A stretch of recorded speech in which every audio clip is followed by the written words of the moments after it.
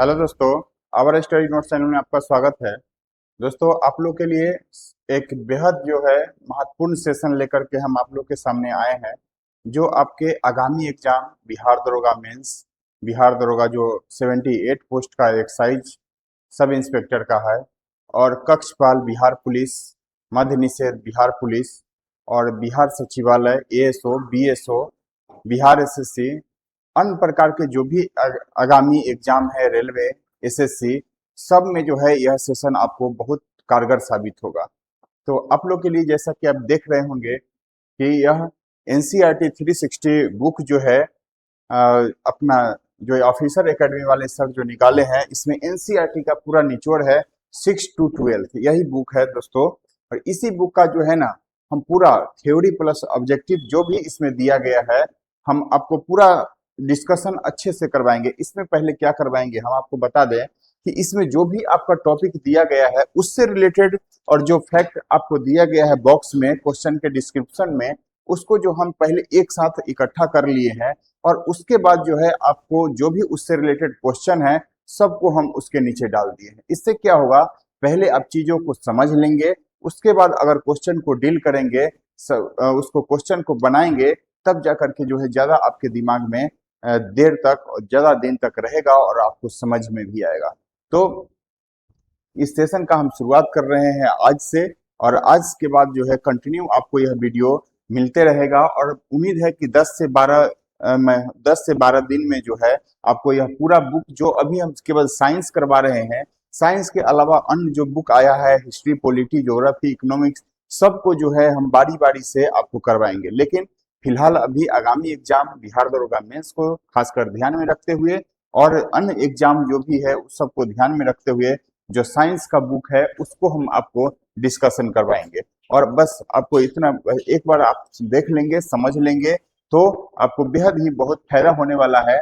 आप देख सकते हैं इस सेशन को कैसे हम हैंडल करेंगे, कैसे देखेंगे, कैसे डिस्कस जो है करवाएंगे, तो सबको हम विस्तार पूर्वक आपको बताते हुए थोड़ा सा एक ब्रीफ में इसका झलक दिखाएंगे, और प्रत्येक चैप्टर का। और इसमें खास बात यह है कि पूरा एनसीईआरटी का जो है ना निचोड़ डाल दिया गया है।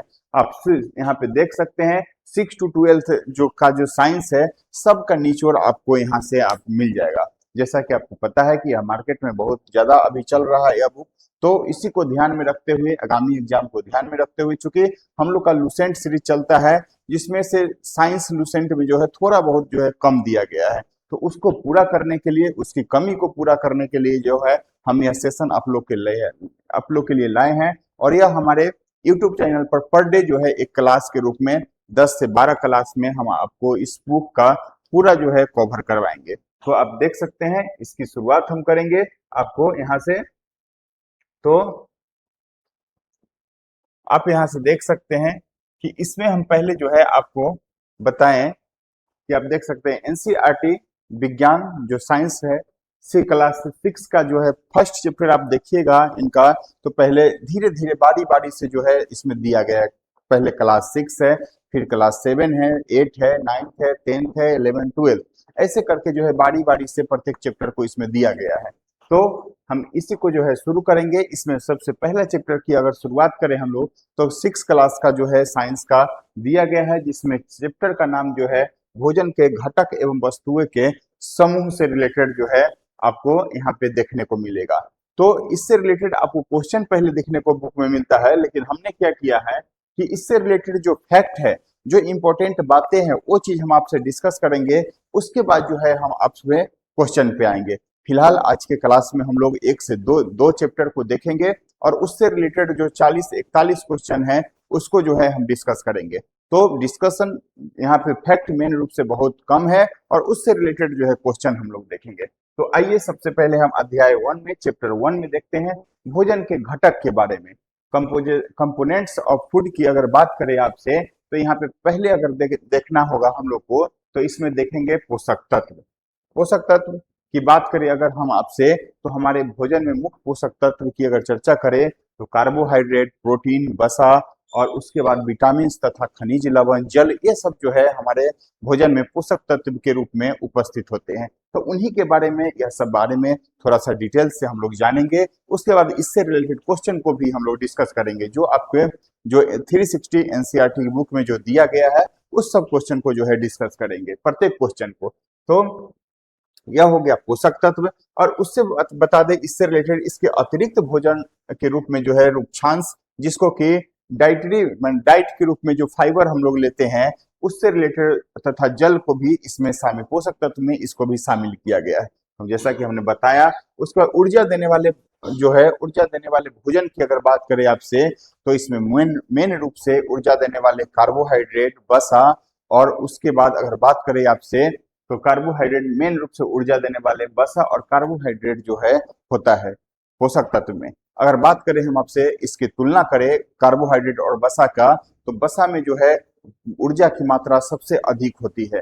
उसमें अगर 1 ग्राम आप जो है वसा लेंगे तो आपको 9.2 कैलोरी जो है ऊर्जा मिलेगा। वही अगर कार्बोहाइड्रेट की बात करें, तो कार्बोहाइड्रेट में जो है दोस्तों, अगर 1 ग्राम कार्बोहाइड्रेट आप लेते हैं तो मात्र 4.2 जूल, या कहीं कहीं आपको 4 भी मिलेगा, कैलोरी जो है ऊर्जा आपको मिलेगा। लेकिन वही अगर प्रोटीन की बात करें, आपके प्रोटीन भी जो है पोषक तत्व के में शामिल है, लेकिन अगर प्रोटीन की बात करें तो यहाँ से जो है हम लोग को एनर्जी की बात नहीं होती है।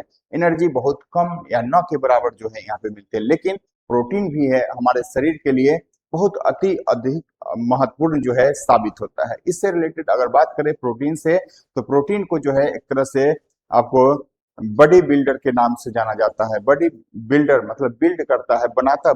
बॉडी के प्रत्येक अंग को बनाने में प्रोटीन का जो है बहुत अधिक महत्व भूमिका होती है। तो इससे रिलेटेड जो है हम लोग बात को पढ़ेंगे। वही बात यहाँ पे दिया गया है। मुख्य ऊर्जा देने वाले भोजन को कार्बोहाइड्रेट तथा वसा, और वसा से कार्बोहाइड्रेट की तुलना अधिक ऊर्जा जो है आपको बताएं कि किसमें कितना होता है। कार्बोहाइड्रेट की बात करें तो यहाँ पे आप देखेंगे 4.2 कैलोरी, और वसा की अगर वही बात कर ले हम यहाँ पे, तो वसा में जो है 9.2 कैलोरी होते हैं ऊर्जा। तो इसको ध्यान में रखेंगे, 9.2 कैलोरी। तो ये बात को ध्यान में रखेंगे। इसलिए आप देखे होंगे कि वसा जो है बहुत लोग कम खाते हैं। वसा वायली जो भी पदार्थ है उसमें वसा अधिक मात्रा में पाया जाता है। तो हम लोग को जो है सलाह दिया जाता है ज्यादा वायली चीज नहीं खाएं, ताकि इससे क्या होता है, ज्यादा वायली चीज खाइएगा तो आपको आपके बॉडी जो है फैट होगा, मोटा होगा, फैट का निर्माण हो जाता है हमारे शरीर में, यही वसा से। इसलिए आप देखते होंगे वायली जो भी चीज तेल का प्रयोग करते हैं हम लोग सब्जी में, तो नाम मात्र का बहुत थोड़ा प्रयोग करते हैं। घी का प्रयोग करते हैं खाने के रूप में, तो बहुत थोड़ा का प्रयोग करते हैं, क्योंकि उससे आपको बहुत अधिक एनर्जी मिलेगा। एनर्जी मिलने के साथ साथ जो है आपका बॉडी में जो है फैट का निर्माण होगा। इसीलिए वसा का, जो कि हानिकारक होता है ज्यादा वसा हमारे शरीर के लिए, तो वसा जो है इसीलिए जो है कम प्रयोग किया जाता है अपने भोजन में। वही कार्बोहाइड्रेट की बात करें तो यहाँ से कम एनर्जी मिलता है, लेकिन ज्यादातर प्रयोग किया जाता है कार्बोहाइड्रेट का। तो इसी पे हम लोग चर्चा करेंगे। शरीर वर्धक भोजन की बात करें, शरीर वर्धक भोजन मतलब शरीर को जो है बढ़ाने वाला या निर्माण करने वाला भोजन की बात करें, तो प्रोटीन युक्त भोजन को जो है प्रायः यहाँ पे माना जाता है। उसके बाद अगर हम बात करें भोजन युक्त प्रोटीन जो है, इसको शरीर यहाँ पे जैसा कि हमने बताया बॉडी बिल्डिंग के नाम से जो है प्रोटीन को जाना जाता है। जो हमारे भोजन में अगर प्रोटीन हम लेते हैं तो ये हमारे शरीर के निर्माण कार्य को जो है करता है। उसका विटामिन की यहाँ पे अगर बात करें, चूंकि विटामिन भी जो है आपको यहाँ से विटामिन का भी जो है इसका काम क्या है, यह रोगों से हमारे शरीर की रक्षा करता है। एनर्जी नहीं देता है, लेकिन विटामिन भी बहुत अधिक महत्वपूर्ण भूमिका निभाता है हमारे बॉडी में। यह जो है शरीर की रक्षा करता है। आंख हो गया, अस्थि यानी कि हड्डी हो गया, दांत हो गया, मसूड़ को स्वस्थ रखने में जो है विटामिन का बहुत अधिक महत्वपूर्ण भूमिका जो है विटामिन निभाता है। तो यह बात को हम लोग ध्यान में रखेंगे। विटामिन का क्या कार्य है, कार्बोहाइड्रेट का क्या कार्य है, वसा का क्या कार्य है, और आगे जब हम पढ़ेंगे जल के बारे में और फाइबर के बारे में, तो उसके बारे में भी जो है हम लोग एक एक करके चर्चा करेंगे कि किसका किसका जो है क्या क्या कार्य है। पोषक तत्वों का परीक्षण की अगर यहीं पे बात करें, इसका टेस्ट की बात कर ले, अगर हम आपको पोषक तत्व का टेस्ट कैसे कैसे करेंगे, तो इसके लिए जो है कुछ मुख्य बातें हैं और उस पर हम लोग चर्चा करेंगे। तो जैसे कार्बोहाइड्रेट की अगर बात करें, स्टार्च की अगर बात करें आपसे, तो कार्बोहाइड्रेट का परीक्षण अगर टेस्ट करना होगा आपको कार्बोहाइड्रेट को, तो क्या करेंगे कि खाद्य पदार्थ में तनु जो है आयोडीन मिला करके, मतलब तनु आयोडीन, अगर आपके पोषक तत्व है, खाद्य पदार्थ है, उसमें अगर आप आयोडीन का तनु मिलाते हैं, तो यह जो है बिलियन की बूंदे, आयोडीन की बिलियन की बूंदे अगर डालते हैं उसमें, तो इसका जो रंग है अगर काला या नीला अगर हो जाता है, तो आप समझिए कि यहाँ पे जो है मंड यानी कि स्टार्च जो है इस पोषक पदार्थ में जो है उपस्थित है।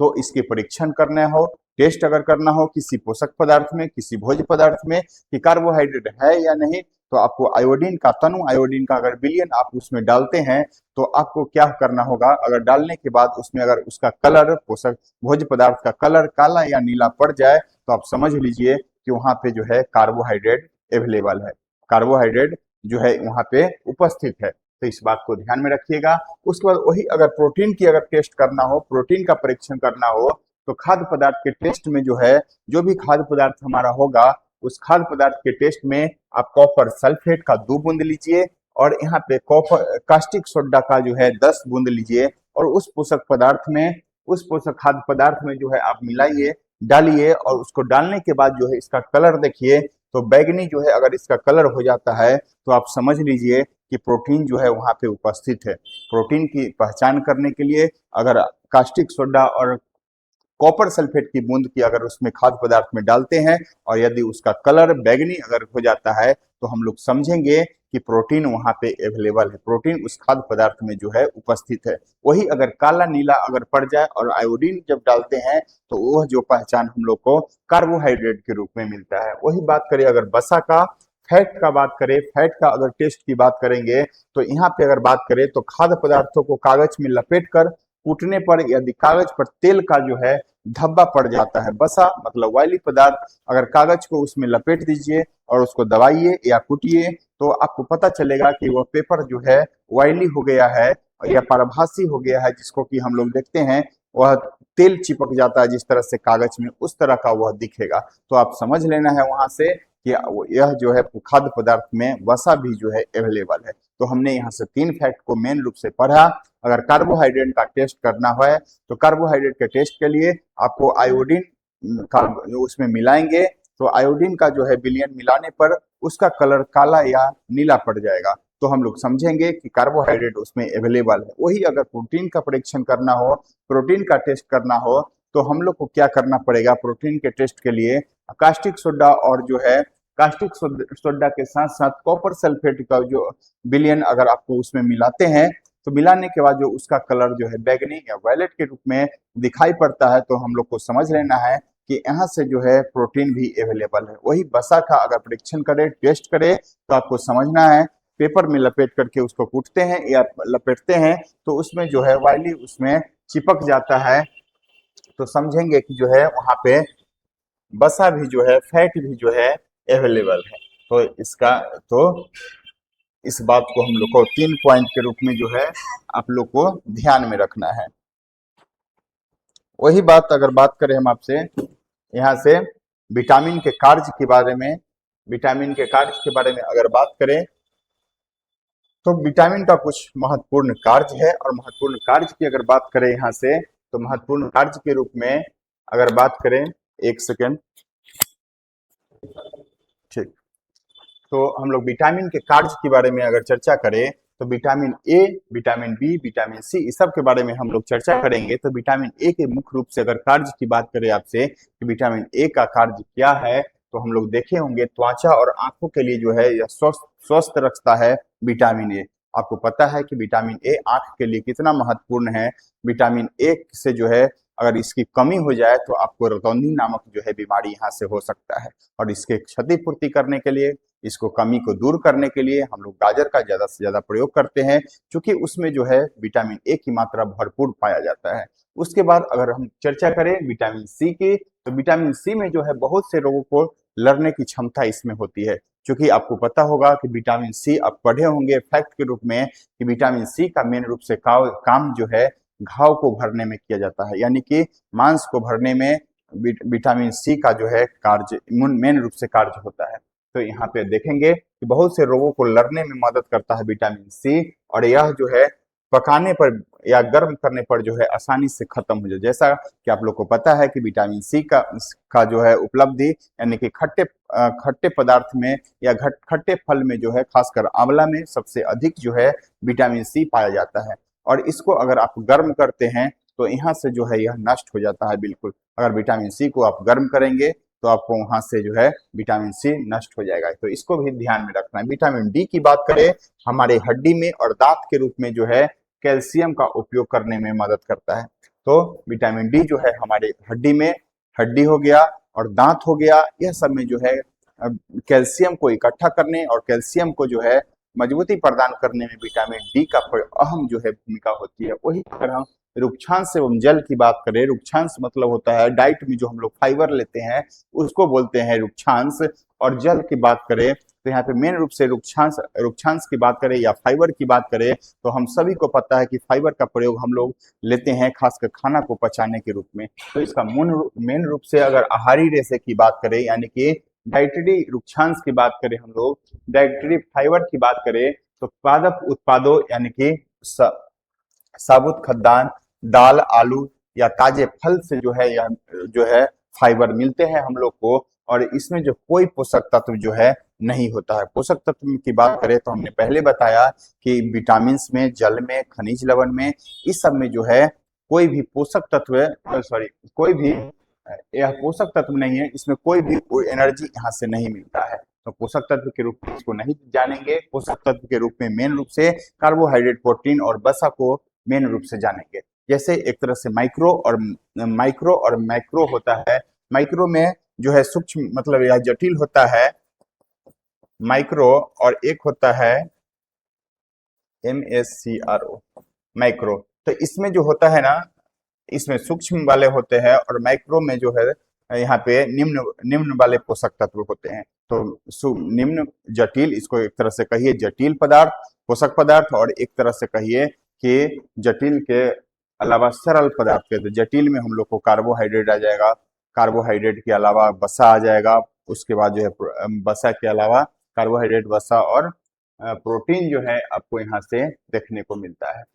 उसके बाद अगर बात करें हम आपसे यहाँ पे कार्य की, इसका बात करें फाइबर के कार्य की अगर चर्चा करें आपसे यहाँ पे, तो इसका कार्य है कि बिना पचे भोजन पदार्थ को जो है बाहर निकालने में यह सहायक होता है। जैसे कि हम बताएं कि फाइबर का मेन रूप से काम होता है खाना को पचाना, और खाना को पचाना नहीं, जो अनपचा भोजन है उसको जो है शरीर से बाहर निकालने में यह अहम भूमिका निभाता है। वही जल की अगर बात करें तो अपशिष्ट पदार्थ हमारे शरीर में अधिक जो भी अपशिष्ट पदार्थ बनते हैं, जैसा कि आपको मूत्र हो गया, पसीना हो गया, मल हो गया, तो सबको जो है यह बाहर निकालने और पोषक तत्वों को जो है अवशोषित करने में जल का अहम भूमिका होता है। जल यहाँ पे अहम भूमिका निभाती है यह सब कार्य करने में। तो यह सब बात हमने देखा। उसके बाद अगर बात करें, हम आपसे चर्चा करें कुछ विटामिन रोग, ये सब पढ़ लेने के बाद है ना, क्वेश्चन आपसे एक भी नहीं फंसेगा और बिल्कुल पूरा का पूरा जो एनसीईआरटी 360 बुक में दिया गया है अभी अभी हम पूरा करवाएंगे। यह सब पढ़ने के बाद तो आपको इजी वे में खुद ब खुद सॉल्व होते चला जाएगा। तो पहले समझा लेने के बाद जो है क्वेश्चन बनाना बहुत ज्यादा आसान हो जाता है और आपको समझने में भी बहुत इजी हो जाएगा।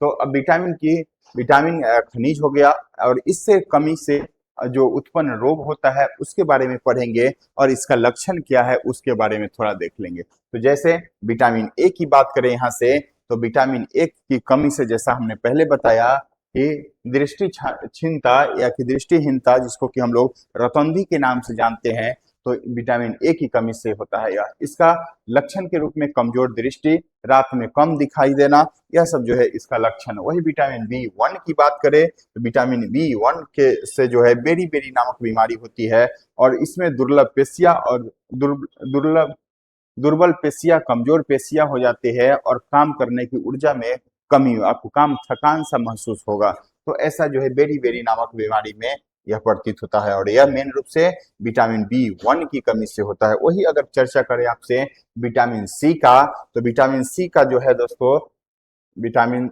सी में अगर चर्चा करें, एक सेकेंड, एक सेकेंड, ओ,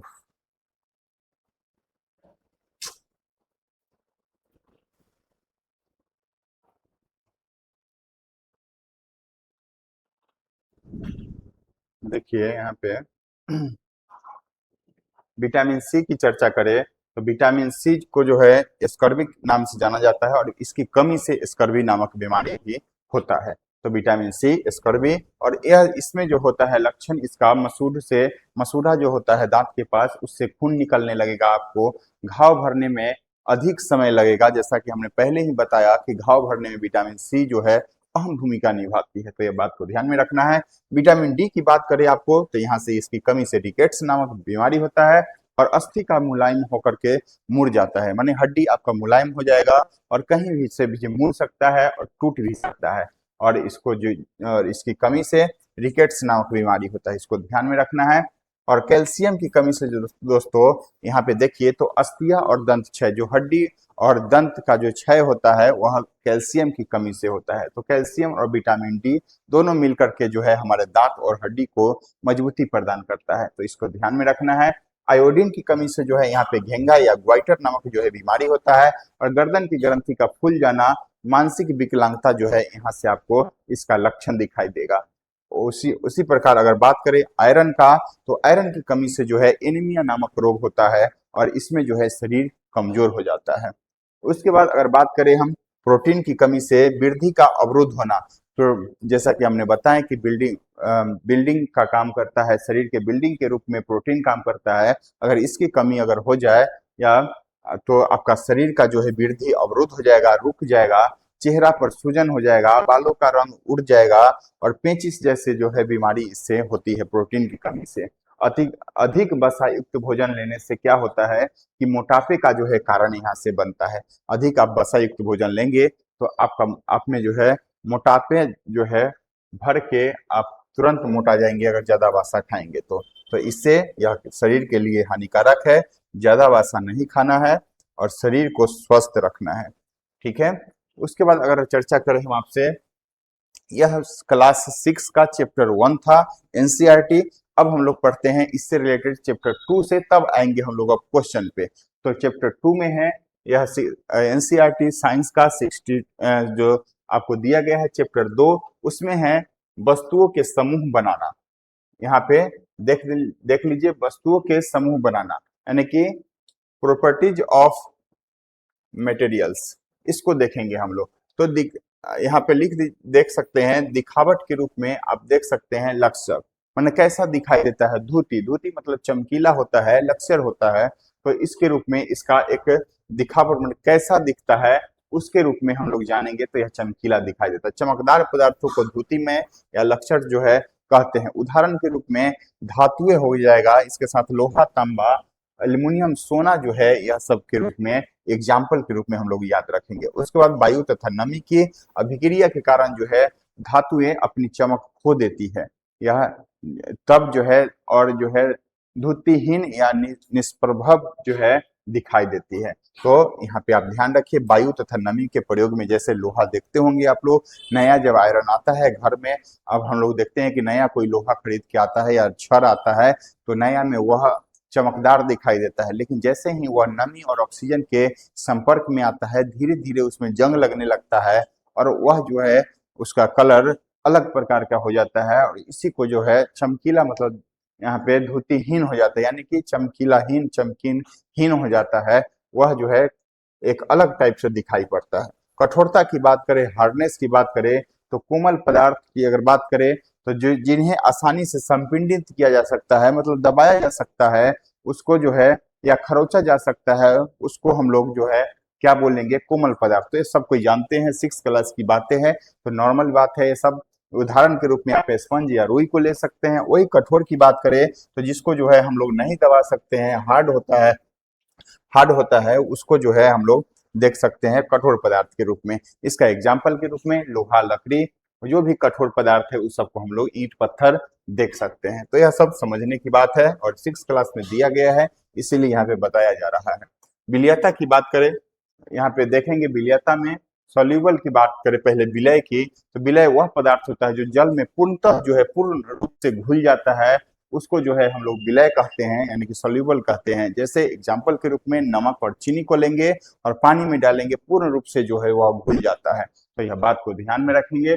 अविलय के रूप में बात करें, इन इनसॉल्युबल जो पदार्थ काफी समय तक जो है विलोड़ित करने पर भी जल में नहीं घुलते हैं, उसको जो है अविलय कहा जाता है। अविलय के उदाहरण के रूप में अगर देखें, बालू, रेत, चौक पाउडर, लकड़ी का बुरादा, अगर इस सब को पानी में मिलाते हैं तो यह जो है कभी नहीं घुलता है, बहुत दिन तक भी नहीं घुलता है, तो इसको अविलय कहेंगे, सब कोई जानते हैं। द्रव्य की विलयता की बात करें तो यहाँ पे सिरका यानी कि विनेगर की बात करें और नींबू का रस का जल में भली भांति जो है यह मिश्रित हो जाते हैं। तो यह बात को भी ध्यान में रखना है, जल में यह भली भांति जो है मिश्रित हो जाते हैं, मतलब घुल जाते हैं। नींबू का रस लीजिए, सिरका लीजिए, विनेगर लीजिए, ये सब जो है जल में अगर मिलाते हैं इजी वे में जो है घुल जाता है। उसके बाद अगर चर्चा करें यहाँ पे गैसों की विलयता का, तो आपको पता है कि जल में जो है ऑक्सीजन नामक जो है गैस घुला हुआ होता है। तो गैसों, यहाँ पे गैस की विलयता की बात करें तो ऑक्सीजन जल जो गैस जो है विलय होता है जल में रहने वाले जंतु और पादप की उत्तरजीविता के लिए जो है अत्यंत महत्वपूर्ण होता है। और यह ऑक्सीजन जो जल में घुला होता है जंतु पादप के लिए जो है बहुत अधिक महत्वपूर्ण। अगर ऑक्सीजन न हो तो हम लोग जीवित जो है नहीं रह सकते हैं, यह बात को भी ध्यान में रखना है। और यह जो है जल में घुला होता है। उसके बाद है एक फैक्ट और है इसमें, चैप्टर 2 में जो दिया गया है पारदर्शिता। और पारदर्शिता की बात, ट्रांसपेरेंसी की बात करें हम आपसे, तो पारदर्शिता में बात करें वे पदार्थ जिनसे होकर वस्तु को आर पार हम लोग देख सकते हैं, आसानी से इजी वे में स्पष्ट रूप से देखा जा सकता है, उसको जो है हम लोग पारदर्शी या यहाँ पे पारदर्शी के रूप में जाना जाता है।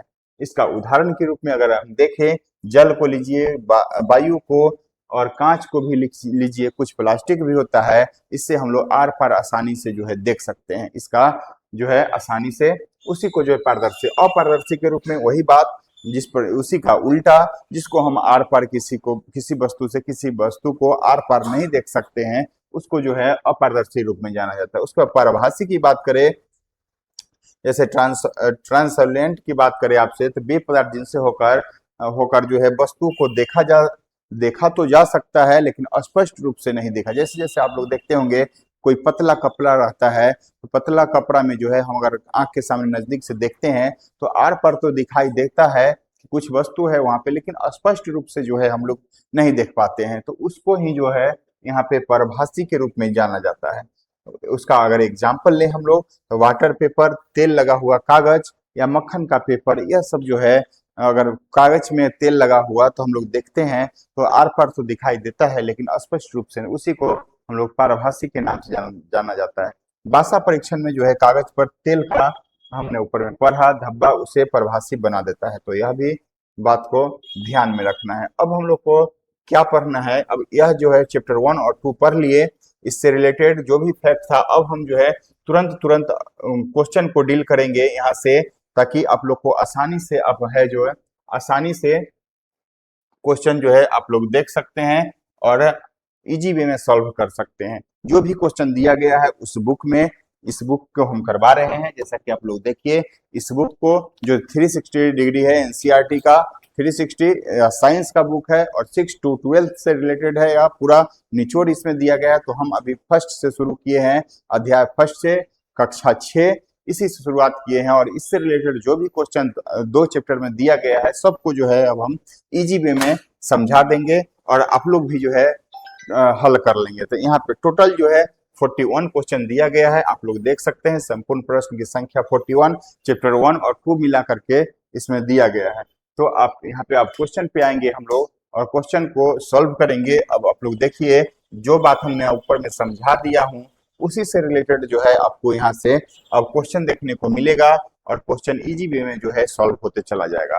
तो आप लोग देख सकते हैं और बताइए। जैसे पहला क्वेश्चन के रूप में आप देखेंगे तो यहाँ पे क्वेश्चन दिया गया है कि भोजन का व्यंजन जो है, भोजन का जो है व्यंजन जो कच्चा सामग्री से मिलकर बनता है प्राप्त होता है, किससे किससे पदार्थ होता है प्राप्त होता है उससे बताना है आपको। तो ऑप्शन में दिया गया है पादप से, जंतु से, 1 और 2, और इसमें से कोई नहीं। जैसा कि हम लोग जानते हैं कि कच्चा पदार्थ के रूप में पादप से अगर बात करें, पोषक पदार्थ जो हम लोग को मिलता है, भोजन का व्यंजन जो मिलता है तो पादप से भी मिलता है, जैसे धान हो गया, गेहूं हो गया, दाल हो गया, यह सब जो है पादप से मिलता है। और यह कार्बोहाइड्रेट, प्रोटीन, ये सब का जो है स्रोत होता है। वही अगर हम बात करें जंतु से, तो जंतु का मांस भी हम लोग खाते हैं, चिकन मटन खाते हैं, उससे जो है प्रोटीन हम लोग को मिलता है। तो यह भी जंतु से भी जो है भोजन पदार्थ के रूप में हम लोग इसका प्रयोग करते हैं। यह भी भोजन के व्यंजक के रूप में आपको दिखाई देगा, यानी कि शामिल है। तो इसमें से ए और दो जो है दोनों यहाँ पे शामिल है, और इसके इसीलिए जो है इसका आंसर सी हो जाएगा, एक और दो। वही अगर हम बात करें दूसरा क्वेश्चन की अगर बात करें, तो हमारे भोजन में मुख्य पोषक पदार्थ निम्न में से कौन सा है। पोषक पदार्थ की हम बात किए हैं अभी अभी, कि अभी अभी हमने पहले समझा दी है कि हमारे भोजन में पोषक पदार्थ कौन कौन है। तो कार्बोहाइड्रेट है, प्रोटीन है, वसा है। उसके बाद अगर बात करें प्रोटीन, वसा, कार्बोहाइड्रेट, तो कुछ खनिज पदार्थ भी है। तो इसमें मेन रूप से दिया गया है, तो इनमें से जो है कार्बोहाइड्रेट, वसा, प्रोटीन, सब का सब जो है यहाँ पे मुख्य पोषक पदार्थ के रूप में शामिल है। उसके बाद अगर बात करें हम आपसे यहाँ पे कि हमारे भोजन, तीसरा नंबर क्वेश्चन देखिए, आप लोग भी जो है बताइएगा और देखिएगा, हमारे भोजन में मुख्य पोषक पदार्थ निम्न में से कौन है। इसको अगर बात करें हम लोग, तो कार्बोहाइड्रेट, प्रोटीन और वसा। जो क्वेश्चन ऊपर में पढ़े उसका फॉर्मेट चेंज है, और इसी प्रकार उसी को फॉर्मेट चेंज करके दे दिया गया है। तो यहाँ पे मुख्य पोषक पदार्थ के रूप में आपको बार बार पहले भी समझा चुका हूं, अभी भी इससे रिलेटेड क्वेश्चन पढ़ लिए हैं, कार्बोहाइड्रेट, वसा और प्रोटीन। तो यह तीनों का तीनों जो है यहाँ पे, इसलिए आंसर डी हो जाएगा इसका। उसके बाद अगर बात करें हम आपसे चौथा नंबर क्वेश्चन देखिए, यहाँ पे दिया गया है कि कार्बोहाइड्रेट, प्रोटीन एवं वसा के परीक्षण के लिए निम्नलिखित विलयन में से किसका जो है उपयोग करते हैं। तो जैसा कि हम लोग पढ़े हैं, अभी अभी शुरुआती चैप्टर में समझाए हैं कि कार्बोहाइड्रेट का जो है परीक्षण करने के लिए, यानी कि टेस्ट करने के लिए हम लोग आयोडीन, तनु आयोडीन का विलयन लेते हैं। उसके बाद अगर बात करें तो प्रोटीन की परीक्षण करने के लिए हम लोग कास्टिक सोडा और वहां पे कॉपर सल्फेट और कास्टिक सोडा का प्रयोग करते थे। तो यहाँ पे वही बात को दिया गया है, जैसे कार्बोहाइड्रेट में अगर हम लोग मिलाते थे आयोडीन, तो वहां से उसका कलर जो है कौन सा हो जाता था, काला या नीला हो जाता था। वही अगर प्रोटीन में हम लोग कास्टिक सोडा या कॉपर सल्फेट का बूंद मिलाते थे, विलयन, दोनों के विलयन को मिलाते थे, तो उसका रंग जो है प्रोटीन का बैगनी कलर का हो जाता था, जिससे हम लोग जानते थे कि इसमें प्रोटीन भी उपस्थित है। तो इस बात को भी हम लोग को ध्यान में रखना है। तो कार्बोहाइड्रेट, प्रोटीन, वसा के परीक्षण के लिए आपको आयोडीन भी, कार्बोहाइड्रेट के लिए कॉपर सल्फेट और कास्टिक सोडा की जो है यहाँ पे तीनों का तीनों शामिल है, इसलिए इसका आंसर इनमें से सभी हो जाएगा। वही अगर वसा का यहाँ पे परीक्षण की बात करें, तो पेपर से रिलेटेड वसा को पेपर में मोड़ करके या कूट करके रखिएगा, तो उससे रिलेटेड यहाँ पे दिया गया है। तो ऑप्शन के अनुसार अगर देखें हम लोग, तो तीनों का तीनों जो है ऑप्शन सही है। उसके बाद अगर बात करें यहाँ पे भोजन में उपस्थित भोज्य पदार्थ उपलब्धता हेतु निम्नलिखित में से सही विकल्प का जो है चयन करें। सही भोजन में उपस्थित भोजन उपलब्धता हेतु जो है निम्नलिखित में से सही विकल्प का आपको चयन करना है। तो इसमें देखिए, परीक्षण के बाद कार्बोहाइड्रेट का रंग बैगनी हो जाता है, क्या हमने यही आपको पहले बताए हैं? क्या इसका परीक्षण के बाद, यानी कि टेस्ट के बाद कार्बोहाइड्रेट का रंग बैगनी हो जाता है? तो नहीं, बैगनी जो होता है वो प्रोटीन का होता है। कलर जो है आपको प्रोटीन का कलर बैगनी होता है। आयोडीन, कार्बोहाइड्रेट का कलर कैसा होता है? तो काला और नीला हो जाता है। तो इसको ध्यान में रखना है। ऑप्शन डी में कहता है कि परीक्षण के बाद प्रोटीन का रंग काला हो जाता है। तो नहीं, काला और नीला जो है कार्बोहाइड्रेट का होता है, इसका कलर जो है भैया बैगनी हो जाता है। तो इस उल्टा दे दिया गया है, तो यह दोनों का दोनों गलत है। उसके बाद परीक्षण के बाद वसा का रंग नीला हो जाता है। तो वसा में तो हम लोग कोई कलर पढ़े ही नहीं है। वसा में बस यही देखे हैं कि पेपर में अगर कूटना है और उसमें उसका चिपक जाता है वसा, तो उसका कलर जो है, यानी कि परभासी के रूप में तो यह भी जो है बात गलत है। प्रोटीन अगर ठोस हो तो परीक्षण के पहले उसे चूर्ण या पेस्ट बनाना होता है। तो यह बिल्कुल बात सही है। अगर ठोस पदार्थ में प्रोटीन है, तो अगर उसका टेस्ट करना है हम लोग को, तो पहले उसका पेस्ट या चूर्ण बनाना पड़ेगा। तो यह जो है बिल्कुल बात सही है। तो इस तरह से जो है हम लोग क्वेश्चन को डील करेंगे। ऊपर में समझ लिए हैं, तो यहाँ क्वेश्चन को बनाने में आसानी से हम लोग देख रहे हैं, आसानी पूर्वक जो है समझ रहे हैं। उसके बाद अगर बात करें हम लोग, निम्नलिखित में से किसे ऊर्जा देने वाला भोजन कहते हैं? देखिए, ऊर्जा देने वाला भोजन की अगर बात करें तो हम लोग पहले बताए हैं, आपको समझाए हैं, मेन रूप से वसा और कार्बोहाइड्रेट जो होता है ऊर्जा देने वाला भोज्य पदार्थ होता है। वही प्रोटीन की बात करें तो यह बिल्डिंग बॉडी बॉडी बिल्डर के रूप में काम करता है। तो इसका प्रोटीन युक्त भोजन, तो यहाँ पे देखेंगे प्रोटीन युक्त भोजन, तो यह जो है हमको ऊर्जा नहीं देता है प्रोटीन, तो यहाँ पे यह गलत हो जाएगा। वसा जो है इसमें ऊर्जा मिलता है, कार्बोहाइड्रेट में भी ऊर्जा मिलता है। जैसे हमने बताया हूँ कि कार्बोहाइड्रेट में 4.2 कैलोरी ऊर्जा, 1 ग्राम अगर लेते हैं कार्बोहाइड्रेट तो 4.2 कैलोरी ऊर्जा, और वही अगर बात करें वसा से तो 9.2 कैलोरी ऊर्जा 1 ग्राम वसा में मिलता है। तो इस बात को ध्यान में रखना है। इसी प्रकार 2 और 3 जो है हमारा सही आंसर हो जाएगा, 2 और 3। तो इसका सही आंसर बी नंबर हो जाएगा। वही अगर चर्चा करें आपसे नेक्स्ट क्वेश्चन की, समान मात्रा में कार्बोहाइड्रेट एवं वसा लेंगे तो ऊर्जा किस में सर्वाधिक होगा। तो अभी अभी हमने समझाया, आप ही बता दीजिए, कमेंट करिए और बताइए कि वसा और प्रोटीन में सबसे, वसा और कार्बोहाइड्रेट में सब अगर हम समान मात्रा में लेंगे तो आपको पता है कि हमने 1 ग्राम ऊर्जा, 1 ग्राम अगर कार्बोहाइड्रेट लेते हैं तो मात्र 4.2 कैलोरी ऊर्जा मिलता है। वही अगर 1 ग्राम वसा लेते हैं तो वहां से 9.2 कैलोरी जो है ऊर्जा मिलता है। तो सबसे अधिक किसमें होगा, तो आपको यही वसा में हो जाएगा। किससे सर्वाधिक मिलेगी, तो हमको वसा में जो है सर्वाधिक ऊर्जा मिलेगा। वही अगर बात करें यहाँ पे, अब नेक्स्ट क्वेश्चन की बात करते हैं, तो आप देखिए नेक्स्ट क्वेश्चन का, सुमेलित करें। सुमेलित करने की बात करेगा तो कार्बोहाइड्रेट का स्रोत क्या है। कार्बोहाइड्रेट का स्रोत की अगर बात करें तो हम लोग जानते हैं कि अगर बाजरा आपको याद नहीं होगा तो आपको पता है कि आलू चावल ये सब में जो है कार्बोहाइड्रेट पाया जाता है। तो यहाँ से एक का ए हो जाएगा सही मिलान। वसा के पादप स्रोत की अगर बात करें, यहाँ पे पादप स्रोत की चर्चा कर रहा है, यानी कि पेड़ पौधा का बात कर रहा है, तो वसा के पादप के रूप में जो है गिरी जो हो जाएगा, एक प्रकार का पादप है, और यहाँ से जो है आप लोग को वसा का स्रोत है यह। वही वसा के जंतु के स्रोत की बात करें तो हमने बताया कि मछली और घी में जो है आपको जंतु, चूंकि जंतु इसलिए कि घी भी जो है गाय के दूध से या भैंस के दूध से बनता है, तो यह भी जंतु से उत्पाद जो है स्रोत है। और मछली से भी जो है हम लोग को वसा उसके लिवर में या फिर मछली में वसा पाया जाता है और इसका जो है स्रोत है। तो यह मिलान कर सकते हैं आप, एक का ए हो जाएगा और बी, 2 का जो है सी हो जाएगा और 3 का बी हो जाएगा। तो इस प्रकार से जो भी हमारा ऑप्शन होगा वह जो है बिल्कुल सही हमारा आंसर हो जाएगा। तो इस प्रकार डी जो है हम लोग का सही आंसर हो गया। उसके बाद अगर चर्चा करें आपसे, निम्नलिखित में से कौन सा सत्य कथन है। सत्य कथन की अगर चर्चा करें यहाँ पे आपको, तो देखिए प्रोटीन रोगों से हमारे शरीर की रक्षा करता है। तो क्या प्रोटीन जो है हमारे रोग से रक्षा करता है, ये बात को जो है आप बताइए। तो यह जो है प्रोटीन से रक्षा नहीं, विटामिन सी जो है हमारे जो है शरीर की रक्षा करता है। प्रोटीन जो है शरीर का निर्माण करता है। इसमें सत्य कथन को चुनना है। तो इस प्रकार उसके बाद विटामिन की आवश्यकता शरीर की वृद्धि के लिए आवश्यक है। तो यह बात जो है बिल्कुल सही बात है कि प्रोटीन की आवश्यकता से शरीर की वृद्धि में जो है प्रोटीन सहायक होता है, विटामिन नहीं। तो यह भी जो है गलत बात हो जाएगा और यह भी जो है यहाँ से गलत बात है। वही अगर बात करें यहाँ से, वसा युक्त भोजन को प्रायः शरीर वर्धक भोजन कहा जाता है। तो हम लोग पढ़े हैं कि शरीर वर्धक भोजन जो है प्रोटीन युक्त भोजन को कहा जाता है, वसा युक्त भोजन को नहीं, प्रोटीन युक्त भोजन को कहा जाता है। तो यह बात भी गलत है। तो हमारा सत्य कथन के रूप में हमारे शरीर को सभी प्रकार के विटामिन की अल्प मात्रा में जो है आवश्यकता पड़ती है। अल्प मात्रा मतलब कि छोटी मात्रा में जो है आवश्यकता पड़ती है हमारे शरीर को। तो यह जो है डी नंबर यहाँ से आंसर सही हो जाएगा। उसके बाद अगर बात करें हम लोग क्वेश्चन नंबर 10 के, हमारे आंखों एवं त्वचा को कौन सा विटामिन जो है स्वस्थ रखता है। तो हमने ऊपर में पढ़े हैं कि विटामिन ए की कमी से जो है रतनदी नामक बीमारी होता है और त्वचा को भी स्वस्थ रखता है। तो आंख और त्वचा को स्वस्थ रखने में विटामिन ए जो है अहम भूमिका निभाती है। वही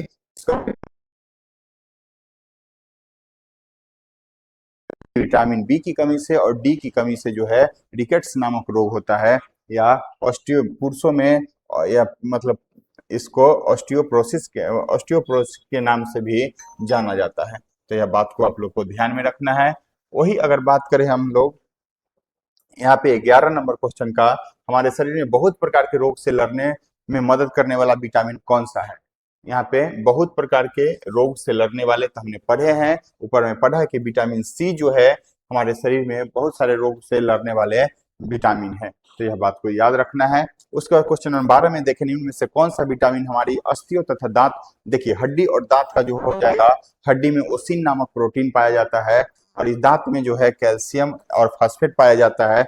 तो यहाँ से आपको देखेंगे तो इसका विटामिन डी जो है इसका मुख्य रूप से स्रोत है, इसका उपयोग करने में हमारे शरीर की सहायता करता है, कैल्शियम का उपयोग करने में। तो विटामिन डी जो है यहाँ से सही आंसर हो जाएगा। बात हम लोग देखे हैं ऊपर में हम लोग सब डिटेल्स को पढ़ चुके हैं। बस यहाँ से क्वेश्चन फॉर्मेट को, क्वेश्चन किस प्रकार से फॉर्मेशन किया जाता है और बनाया जाता है, उसको किस प्रकार सही करेंगे उसको हम लोग देख रहे हैं। यहाँ से सुमेलित करने की बात कर रहा है। तो विटामिन ए, अब बताइए विटामिन ए सबसे अधिक, जैसा हमने बताया पीछे कि गाजर में जो है सबसे अधिक विटामिन पाया जाता है। तो गाजर, आम, पपीता, यह जो है विटामिन ए का मुख्य प्रकार का स्रोत है।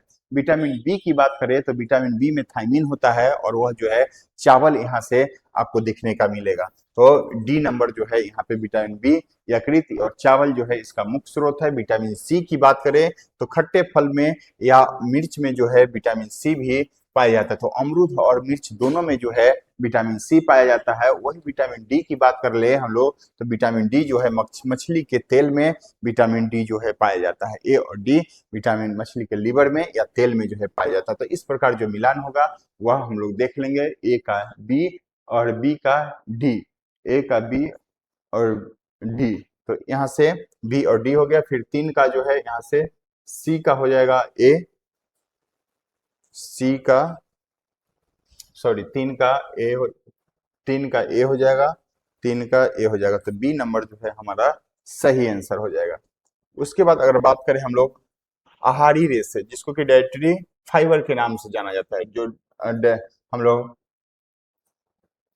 इसको रुक्षांश को यानी कि आहारी रेशे डाइटरी फाइबर के रूप में जानते हैं।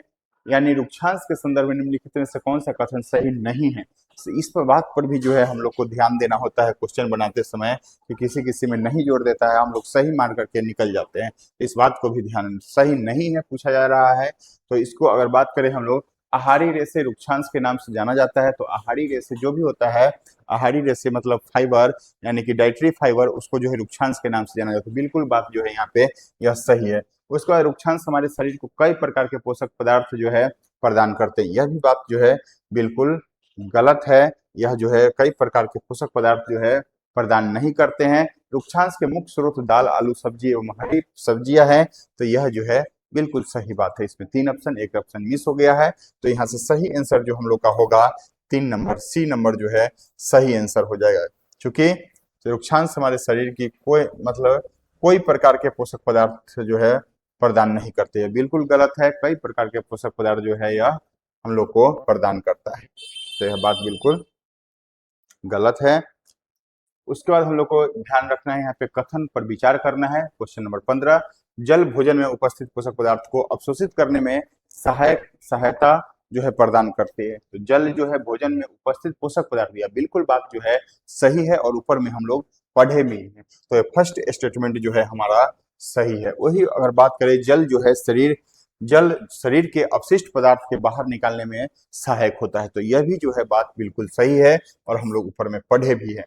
तो यह बात जो है दोनों का दोनों सही है, इसीलिए सी नंबर जो है आंसर हमारा सही हो जाएगा। उसी प्रकार निम्नलिखित में से असत्य कथन को पहचान करना है। असत्य कथन इसमें से कौन है उसको पहचान करना है। सामान्यतः पूरे दिन में जो हम खाते हैं उसे आहार कहते हैं। उसके बाद है कि जो भी हम लोग खाते हैं उसको आहार कहा जाता है। तो यह बात भी जो है बिल्कुल सही है। संतुलित आहार में रुक्षांश एवं जल भी जो है सम्मिलित होता है। तो हमने ऊपर में पढ़ा भी है कि यह भी बात सही है। वही बात अगर छिलका उतार कर सब्जियों को धोने से कुछ विटामिन नष्ट हो जाते हैं। हम लोग जानते हैं कि विटामिन बी और सी जो है जल में घुलनशील होता है और बी और सी जो है घुलनशील होता है और इसको धोने से बसा घुलनशील होता है, बसा में घुलनशील होता है बी और सी, और अधिकांश जो है जल में घुलनशील होता है। तो यहाँ से अगर देखें छिलका उतार कर सब्जी को धोते हैं तो कुछ विटामिन जो है वहाँ पे नष्ट हो जाता है। तो यह भी बात सही है। और तो यहाँ पे अगर देखें तो तीनों का तीनों बात सही है। तो इसमें असत्य कथन की पहचान करने के लिए बोल रहा था। तो इनमें से कोई नहीं जो है हमारा सही आंसर हो जाएगा। वही अगर बात करें क्वेश्चन नंबर 17 का,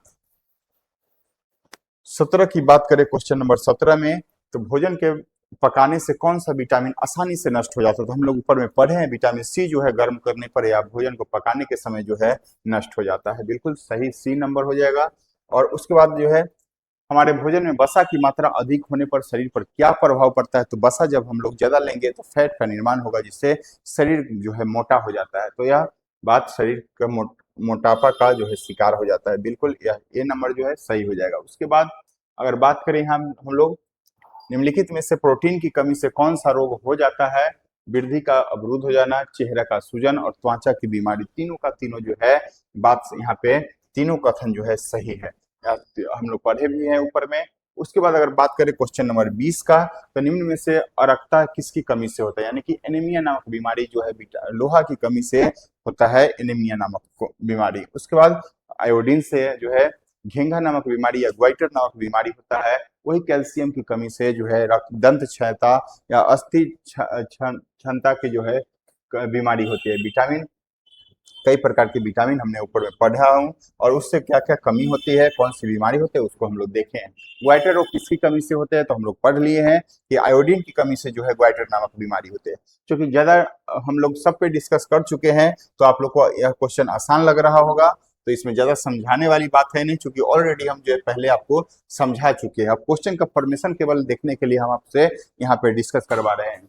अस्थियां एवं दंत क्षय की किसकी कमी से होता है? तो ये भी हम लोग पढ़ लिए हैं कि कैल्शियम की कमी से अस्थियां एवं दंत क्षय जो है इसकी कमी से होता है, कैल्शियम की कमी से। उसके बाद है सुमेलित कीजिए। नेक्स्ट क्वेश्चन को देखेंगे हम लोग। 23 नंबर क्वेश्चन है विटामिन ए। अब विटामिन ए की कमी से जो है दृष्टि क्षीणता है, जिसको कि हम लोग रतौंधी बोलते हैं। विटामिन बी वन की कमी से जो है बेरी बेरी नामक बीमारी होती है। और उसके बाद विटामिन सी से जो है स्कर्वी, विटामिन डी से जो है रिकेट्स, यानी कि ए का ए और डी का डी और सी और बी, इसलिए बी जो है हमारा सही आंसर हो जाएगा। उसके बाद है दुर्लभ पेशियों एवं काम करने की ऊर्जा में कमी। हम लोग ऊपर में पढ़े हैं कि यह जो है विटामिन बी वन यानी कि थायमिन की कमी से जो है यह सभी जो है बीमारी होती है।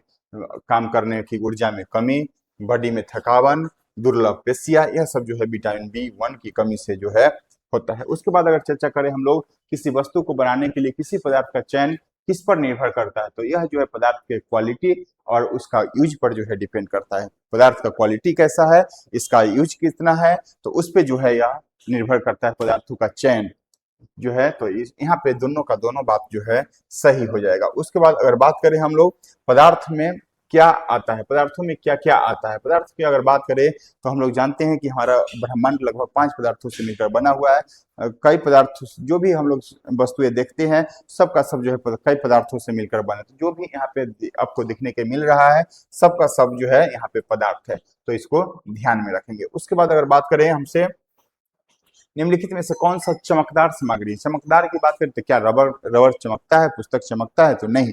उसके बाद सोना और चाक है, चाक भी नहीं चमकता है। सोना जो है चमकीला धातु है, और यह जो है मेटल का एक कैरेक्टर है जो यह चमकीला होता है। तो यह सोना यहाँ से सही आंसर हो जाएगा। धुतिमय क्या अर्थ क्या होता है? धुतिमय जैसा हमको बताए हैं कि लक्षण होता है या चमकीला होता है, तो इसका अर्थ सीधा सिंपल भाषा में चमकना होता है। तो यहाँ से देखेंगे हम लोग चमकीला जो है इसका सही आंसर हो जाएगा धोतीमय का। यह एनसीईआरटी का लैंग्वेज है, और यही लैंग्वेज जो है कभी कभी लोगों को फंसा लेता है। एनसीईआरटी के लैंग्वेज को थोड़ा ध्यान में रखना है, क्योंकि यहाँ से क्वेश्चन अगर बनाता है तो इजी क्वेश्चन भी हम लोग फंस जाते हैं इसके लैंग्वेज की वजह से। तो इसको ध्यान में रखना। कठोर पदार्थ कहा जाता है किसको? कठोर पदार्थ हम लोग पढ़े हैं, जिसको सिंपल दबा सकते हैं वह मुलायम सरल पदार्थ हो जाएगा, जिसको नहीं दबा सकते हैं वो कठोर होगा। तो संपीड़ित करना कठिन होता है, यह बात सही है। दबाना मुश्किल होता है, यह भी बात सही है, और ये भी बात सही है। न संपीड़ित कर सकते हैं और न दबा सकते हैं। तो ए और दो जो है बी जो है दोनों सही है। यहाँ पे अगर नेक्स्ट क्वेश्चन की बात करें हम लोग, निम्नलिखित में से कौन सा एक धातु नहीं है? कौन सा एक धातु नहीं है? तो धातु में जो है आपको पता होना कि वह चमकीला होता है। और धातु की बात करें तो यहाँ पे सोना हो गया, लोहा हो गया और चांदी जो है यह सब धातु है, लेकिन लकड़ी जो है एक प्रकार का धातु नहीं, या अधातु भी नहीं, या एक प्रकार का पदार्थ है। तो इसको ध्यान में रखेंगे हम लोग। उसके बाद अगर बात करें आपसे नेक्स्ट क्वेश्चन से, 10 क्वेश्चन और बच रहा है। निम्नलिखित में से असत कथन की पहचान करें। अगर असत कथन की अगर पहचान करने की बात आए आपसे, तो पदार्थ जिसे संपिंडित करना कठिन हो कठोर पदार्थ कहलाता है। तो कठिन हो कठोर पदार्थ कहलाता है, यह बिल्कुल बात सही है। पदार्थ जिसे खरोचना आसानी से जा सके कोमल पदार्थ कहलाता है। तो यह भी बात जो है बिल्कुल सही पदार्थ है, सही स्टेटमेंट है। और धातु में हमेशा चमक बनी रहती है, तो यह भी बात हम आपसे बताए हैं, तो यह भी बात सही है। तो यहाँ पे अगर देखा जाए तो सबका सब जो है स्टेटमेंट सही है, तो इनमें सभी जो है सही हो जाएगा।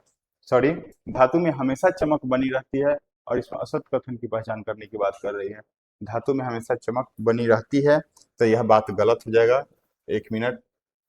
असत कथन, तो यह बात सही है, यह भी बात सही है, लेकिन यह बात जो है गलत है। जैसा कि हम लोग पढ़े हैं, फ्लो में हो गया, जैसा कि हम लोग पढ़े हैं कि धातु चमकीला तो होता है, लेकिन वायु और ऑक्सीजन की नमी और ऑक्सीजन के संपर्क में आने पर जो है उसका कलर जो है डिस्कलर हो जाता है, रंग रंगहीन हो जाता है, और वह जो है मतलब अपना धातु जो चमकीला होता है वह चमकीला खो देता है। तो हमेशा जो है चमक उसमें नहीं बना रहता है, जैसे कि लोहा में जंग लग जाता है तो वह चमकता नहीं है, इस प्रकार। तो यह बात यहाँ से गलत हो जाएगा। तो इस बात को ध्यान में रखना है हम लोग को कि इसका सही आंसर कौन हो जाएगा। असत कथन पूछ रहा था, तो सी नंबर जो है इसका सही आंसर हो जाएगा। अविलय शब्द का अविलय मतलब विलय नहीं हो सकता है, जिसको जल में घुलाना आसान नहीं है और नहीं घुलता है, उसको अविलय कहते हैं। तो इसमें अविलय में अघुलनशील शब्द का क्या अर्थ है, तो अघुलनशील जो नहीं घुलता हो, यही जो है सही आंसर हो जाएगा इसका। अविलय पदार्थ के बारे में सही कथन बताना है। अविलय वही जो नहीं घुलता हो, तो यह जल में आसानी से घुल जाते हैं, बिल्कुल गलत बात है, नहीं घुलता है। काफी समय तक विलोड़ित करने पर यह घुल जाता है, यह भी बात गलत है। और यह जो है जल के साथ मिश्रित नहीं होते हैं, यह बात जो है बिल्कुल सही है। तो यहाँ पे सही कथन को चुनना था, तो सही सी जो है यहाँ पे हमारा सही आंसर हो जाएगा। वही बात अगर करें, निम्नलिखित में से कौन से विलय पदार्थ का उदाहरण है। विलय पदार्थ की अगर बात करें आपसे, तो विलय जो जल में आसानी से घुल जाता हो, तो चीनी हो गया, नमक हो गया, वॉशिंग पाउडर हो गया, यह सब जो जल में आसानी से घुल जाता है, तो इसका सही सबका जो है सब सही हो जाएगा इसमें विलय पदार्थ के रूप में। वही अगर बात करें हम आपसे नेक्स्ट क्वेश्चन का, तो नेक्स्ट क्वेश्चन में देखिए आपसे 35 नंबर निम्नलिखित कथनों पर विचार करना है आपको। यहाँ पे 2 स्टेटमेंट दिया गया है। सभी तरल जल में मिश्रित होते हैं, तो सभी तरल जो है जल में मिश्रित होते हैं, क्या यह बात सही है? तो सभी तरल जो है जल में मिश्रित नहीं होते हैं, यह बात गलत है। चूंकि आपको तरल में वायली पदार्थ भी आ जाता है, तेल भी आ जाता है, तेल जो है जल में मिश्रित नहीं होते, तो यह बात बिल्कुल गलत है। गैस थोड़ी मात्रा में जल में घुलनशील होता है, तो गैस जो है थोड़ी मात्रा में जल में, अगर ऑक्सीजन की बात करें तो यह जल में घुलनशील होता है, तो थोड़ी मात्रा में तो घुलनशील होता है जल में। तो दूसरा नंबर स्टेटमेंट हमारा जो है सही है। अब कह रहा है निम्नलिखित में से गलत कौन सा है कथन, तो गलत कथन हमारा ए नंबर है, तो इसीलिए जो है सही आंसर हमारा केवल ए हो जाएगा। ये सब बात पर भी हम लोग को ध्यान में रखना है क्वेश्चन बनाते समय, क्योंकि यहाँ से क्वेश्चन फंस जाता है, और गलत और सही करने में जो है, सही जानते हुए भी क्वेश्चन को हम लोग यह सब बात को नहीं पढ़ने के बजाय गलत करके आ जाते हैं। तो इस बात पे भी फोकस करना है क्वेश्चन बनाते समय। नेक्स्ट क्वेश्चन की अगर बात करें हम लोग, तो निम्नलिखित में से सही कौन सा विकल्प है? किरोसिन तेल जल में विलय होता है।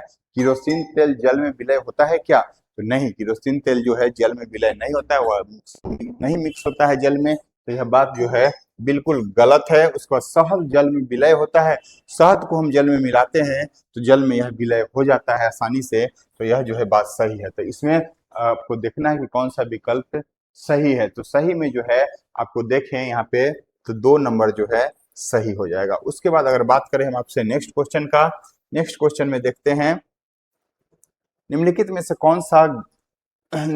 से गलत कौन सा विकल्प है। तो गलत विकल्प की अगर बात करें आपसे, तो गलत विकल्प में सरसों का तेल जल में विलय है, नींबू का जो है रस जल में अविलय है। तो यह बात को ध्यान में रखना है आप लोग को। सरसों का तेल जल में विलय है, तेल कोई भी जल में विलय होता है? नहीं होता है, तो यह बात यहाँ से गलत हो जाएगा। और उसके बाद है नींबू का रस जल में विलय है, तो यह बात जो है सही है। लेकिन यहाँ हम लोग उससे गलत कौन सा है वो पूछ रहा है, तो केवल ए नंबर जो है इसका, सॉरी, नींबू का रस जल में अविलय होता है, यहाँ पे विलय होना चाहिए, अविलय दे दिया है, तो यह बात भी गलत है, क्योंकि नींबू का रस जो है जल में विलय हो जाता है, यहाँ पे अविलय लिखा हुआ है। ऐसी ही ऐसी मिस्टेक होता है, हम लोग हड़बड़ में पढ़ते हैं, अविलय को विलय पढ़ लिए जिस प्रकार से हम, उसी प्रकार से अधिकांश लोगों से जो है क्वेश्चन पे पढ़ते वक्त हम लोग को ध्यान में रखना है, दोनों का दोनों स्टेटमेंट जो है आपको यहाँ से सही देखने को मिलता है। 38 नंबर क्वेश्चन में देखें, निम्नलिखित में से सत्य असत्य कथन को पहचानना है आपको। असत्य कौन है? तो उन पदार्थों जिनसे होकर वस्तुएं को देखा जा सकता है अपारदर्शी कहा जाता है, तो यह बात जो है बिल्कुल गलत है। असत्य आपसे पूछ रहा है तो यही सही हो जाएगा। और देखते हैं, जिनमें से होकर आप वस्तुओं को नहीं देख सकते हैं अपारदर्शी कहलाता है। अपारदर्शी जिससे हम लोग नहीं देख सकते हैं, तो यह बिल्कुल बात सही है। परभाषी से वस्तुएं स्पष्ट रूप से नहीं दिखती है। परभाषी वही होता है जो हमको आर पार की वस्तुएं दिखाई तो देती है लेकिन स्पष्ट नहीं दिखाई देती है, तो यह भी बात जो है सही हो जाएगा। लकड़ी एक अपारदर्शी है, तो यह भी बात सही है। तो हम लोग को असत्य चुनना था, ए नंबर जो है ऑप्शन हम लोग का सही हो जाएगा। उसके बाद अगर चर्चा करें हम लोग 39 नंबर क्वेश्चन में, अब मात्र 2 क्वेश्चन बचा हुआ है, इसको हम लोग देखें तो इसका क्वेश्चन है 39 नंबर, वे पदार्थ जिनके द्वारा वस्तुओं को स्पष्ट रूप से देखा जा सकता है क्या कहलाता है? स्पष्ट रूप से देखना मतलब क्या? पारदर्शी। तो पारदर्शी जो है इसका सही आंसर हो जाएगा। परभाषी जो स्पष्ट रूप से दिखाई नहीं पड़ता है, अपारदर्शी जो बिल्कुल दिखाई नहीं पड़ता है। तो यह बात है। परभाषी पदार्थ जिसको कि हम लोग कौन सा नहीं है, देखिए परभाषी पदार्थ जो है कौन सा इसमें नहीं है, कौन परभाषी पदार्थ नहीं? तो तैलीय कागज यह भी है, उसके बाद गंदा पानी यह भी है, आपको मोटी लकड़ी, और उसके बाद मोटी लकड़ी की बात करें आपसे, तो यह जो है मोटी लकड़ी की बात, तो यह अपारदर्शी है। तो यहाँ पे आपको कौन सा नहीं पूछ रहा है, तो ए नंबर जो है हम लोग का सही आंसर हो जाएगा। उसके बाद धुंधला शीशा, यह भी जो है परभाषी के अंतर्गत आता है, तो इसको भी ध्यान रखना है हम लोग को। उसके बाद अगर बात करें नेक्स्ट क्वेश्चन की, हम लोग बात करते हैं, लास्ट क्वेश्चन है, तो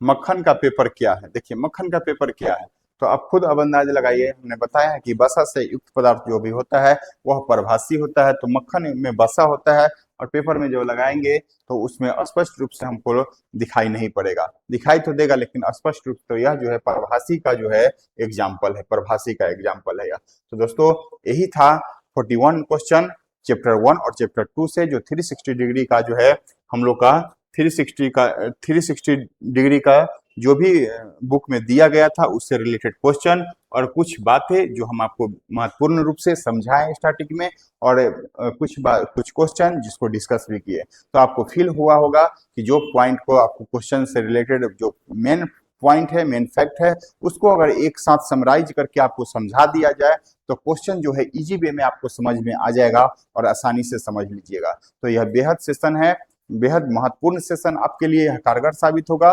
तो आप उम्मीद करते हैं कि यह सेशन बहुत ही अच्छा लगेगा और अच्छा से समझ में आया भी होगा। अच्छा लगे दोस्तों तो लाइक शेयर सब्सक्राइब जरूर से जरूर कीजिए। पर डे आपको जो है यह वीडियो देखने को मिलेगा, आपको एक एक वीडियो। उम्मीद करते हैं कि 10 से 12 या 15 क्लास में जो है पूरा का पूरा साइंस आपके सामने रहेगा और इजी वे में आपको एनसीईआरटी 360 डिग्री का जो निचोड़ है आपके जवान पे जो है यह और माइंड में घूमते रहेगा। 360 मतलब हमेशा जो है यह क्वेश्चन बुक आपके माइंड में, अगर मेरा पूरा सेशन आप देखते हैं तो आपको जो है पूरा हमेशा माइंड में जो क्वेश्चन इसका पूरा घूम जाएगा। जिस तरह से हमने आपके सामने प्रस्तुत किया, उम्मीद करते हैं इजी वे में आप समझ जाएंगे और आगे भी इसी उम्मीदता के साथ जो है बरकरार रहेंगे। अच्छा लगे तो लाइक शेयर सब्सक्राइब जरूर करिए ताकि हम आपके लिए और बेहतर से बेहतर प्रदर्शन कर सके। Okay, thank you.